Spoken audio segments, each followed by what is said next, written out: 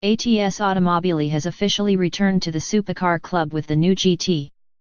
The car was revealed at Salon Prive earlier in 2017, but now the drivetrain, performance, and pricing information have been announced.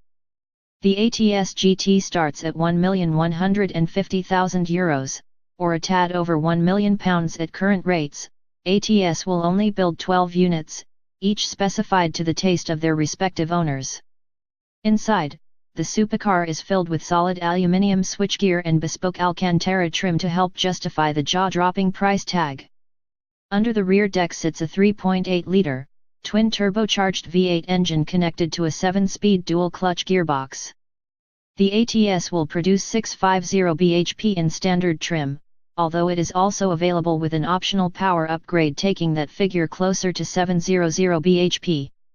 If you're thinking that this Italian supercar has an Anglo whiff to it, you wouldn't be far wrong, as the wheelbase, suspension, and standard power output all mimic that of a McLaren 650s.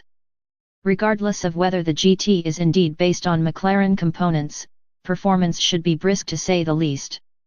Although it is still in the process of completing final specifications, ATS says the GT should be able to hit 62 miles per hour in around 3 seconds and will be capable of a top speed of over 200 miles per hour. Built to emulate its 1963 predecessor, also named GT, the new GT will be underpinned by a handmade carbon fiber-rich chassis, keeping dry weight at 1,300 kilograms. The GT is styled by Emmanuel Bomboy, formerly of Fiat and later design director of Bertone, and ATS says it offers a timeless yet striking design, evoking the brand's past while reflecting its very contemporary performance. Although it is hard to see the resemblance to the 1963 car, the new GT takes on many contemporary supercar design cues, including a low front scuttle and highlighted accent line running along the side of the glasshouse.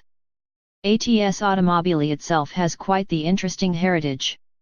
A byproduct of turbulent times at Ferrari in the early 1960s, the brand was born when internal personal battles drove a subset of designers and engineers, including Carlo Chitti and Giotto Bizzarini, out from Prancing Horse's stable.